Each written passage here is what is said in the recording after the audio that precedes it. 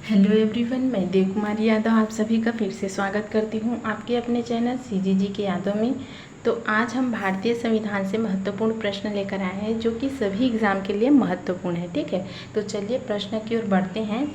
संविधान का अनुच्छेद 312 संबंधित है, तो इसका सही आंसर हो जाएगा ऑप्शन ए, अखिल भारतीय सेवाओं से। ठीक है, चलिए अगले प्रश्न की ओर बढ़ते हैं। संघ लोक सेवा आयोग के कार्यों का उल्लेख किस अनुच्छेद के अंतर्गत है? तो इसका सही आंसर हो जाएगा ऑप्शन ए, अनुच्छेद 320 के तहत। ठीक है, चलिए आगे बढ़ते हैं। भारतीय संविधान के किस अनुच्छेद में निर्वाचन आयोग के लिए प्रावधान है? तो इसका सही आंसर हो जाएगा ऑप्शन सी, अनुच्छेद 324। चलिए आगे बढ़ते हैं। भारत के संविधान के किस अनुच्छेद के तहत राष्ट्रपति द्वारा एंग्लो इंडिया समुदाय के सदस्यों को लोकसभा में नामित किया जा सकता है? तो इसका सही आंसर हो जाएगा ऑप्शन डी, अनुच्छेद 331 के द्वारा। ठीक है, चलिए अगला देखते हैं। भारतीय संविधान का अनुच्छेद 338 से संबंधित है, तो इसका सही आंसर हो जाएगा ऑप्शन ए, राष्ट्रीय अनुसूचित जाति आयोग। ठीक है, चलिए अगला देखते हैं। भारतीय संविधान के किस अनुच्छेद के अंतर्गत हिंदी को राजभाषा का दर्जा प्रदान किया गया है? तो इसका सही आंसर हो जाएगा ऑप्शन ए, अनुच्छेद 343। ठीक है, चलिए अगला देखते हैं।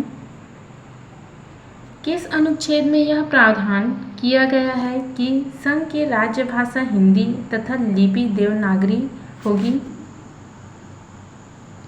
तो इसका सही आंसर हो जाएगा ऑप्शन बी, अनुच्छेद 343 के तहत। ठीक है, चलिए अगले प्रश्न की ओर बढ़ते हैं।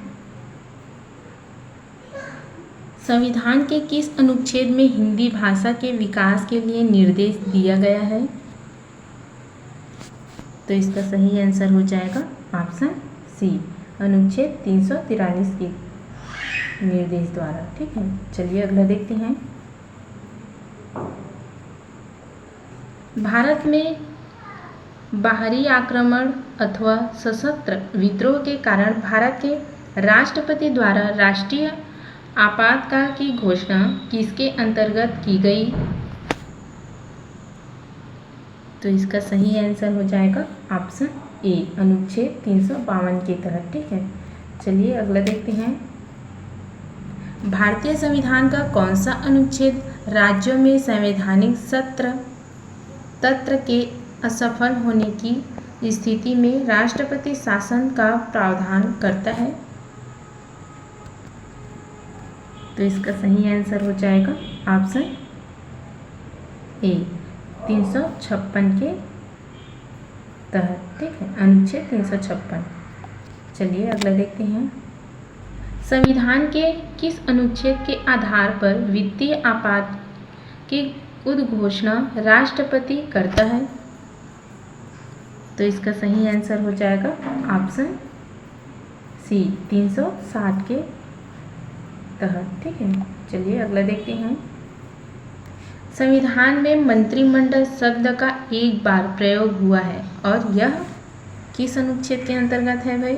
तो इसका सही आंसर हो जाएगा ऑप्शन ए, 352 में। ठीक है, अनुच्छेद 352 में है। चलिए अगला देखते हैं। भारत के संविधान के अनुच्छेद 350 ए के अधीन संबंध किससे है? तो इसका सही आंसर हो जाएगा ऑप्शन सी, प्राथमिक स्तर पर मातृभाषा में शिक्षा की सुविधाओं की व्यवस्था करने का उपवद। ठीक है, चलिए अगला देखते हैं। किस अनुच्छेद के अंतर्गत संसद संविधान में संशोधन कर सकती है?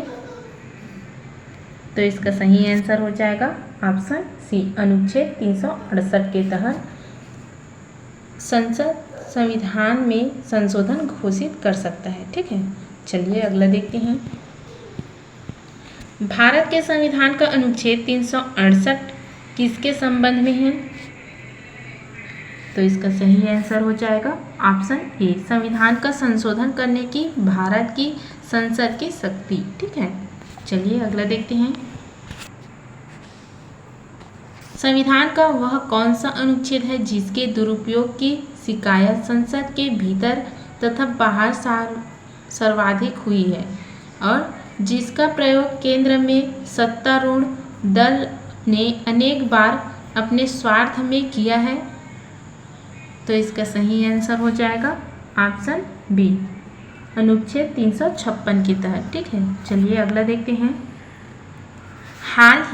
हाल ही में हटाया गया अनुच्छेद 370 भारत के किस राज्य से संबंध है? तो इसका सही आंसर हो जाएगा ऑप्शन डी, जम्मू कश्मीर। ठीक है, आगे बढ़ते हैं।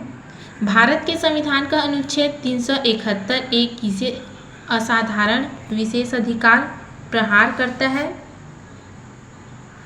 तो इसका सही आंसर हो जाएगा ऑप्शन ए, नागालैंड। ठीक है, चलिए अगला देखते हैं। भारतीय संविधान का कौन सा अनुच्छेद विभिन्न आधारों पर किसी भी भारतीय नागरिक के साथ भेदभाव से संबंधित है?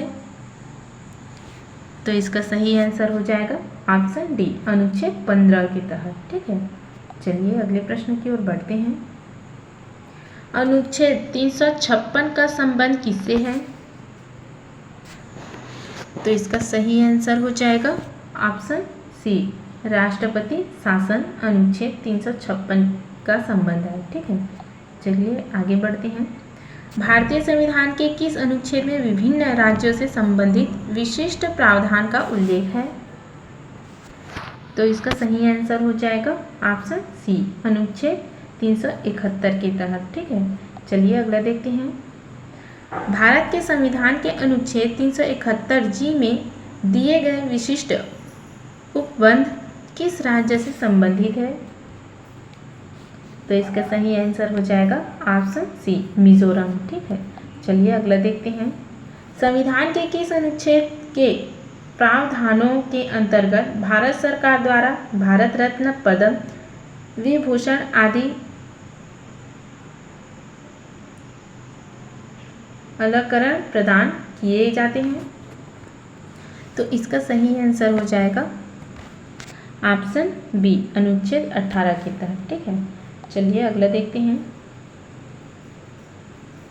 संविधान के किन अनुच्छेदों के अंतर्गत अल्पसंख्यकों को अपनी संस्कृति के संरक्षण तथा अपनी पसंद की शिक्षा संस्थाओं की स्थापना व संचालन अधिकार को मान्यता प्रदान की गई है? तो इसका सही आंसर हो जाएगा ऑप्शन बी, अनुच्छेद 29 व 30 के तहत। ठीक है, चलिए अगला देखते हैं। संविधान के किस अनुच्छेद में यह व्यवस्था की गई है कि प्रत्येक राज्य शिक्षा के प्राथमिक स्तर पर मातृभाषा में शिक्षा की पर्याप्त सुविधाओं की व्यवस्था करने का प्रयास करेगा?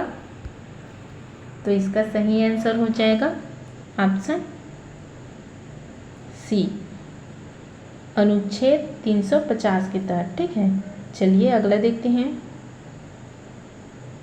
भारत के संविधान के अनुच्छेद द्वारा भारतीय संसद के दोनों सदनों और उनके सदस्यों और समितियों की शक्तियों, विशेष अधिकारों और प्रतिरक्षाओं को स्पष्ट किया गया है। तो इसका सही आंसर हो जाएगा ऑप्शन सी, 105। ठीक है, चलिए अगले प्रश्न की ओर बढ़ते हैं।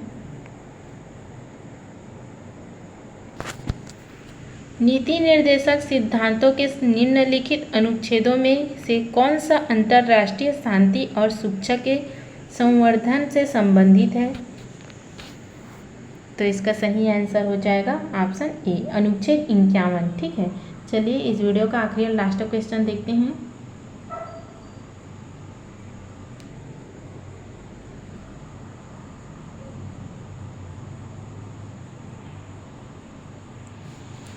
भारत के संविधान के निम्नलिखित अनुच्छेदों में से किसके अनुसार प्रत्येक राज्य की कार्यपालिका शक्ति का इस प्रकार प्रयोग किया जाएगा जिससे कोई प्रतिकूल प्रभाव न पड़े? तो इसका सही आंसर हो जाएगा ऑप्शन बी, अनुच्छेद 358 के तहत। ठीक है, तो चलिए आज की वीडियो में बस इतना ही। अगले वीडियो के साथ जल्द मिलेंगे। अगर वीडियो अच्छी लगी तो लाइक और शेयर कर देना। वंदे मातरम।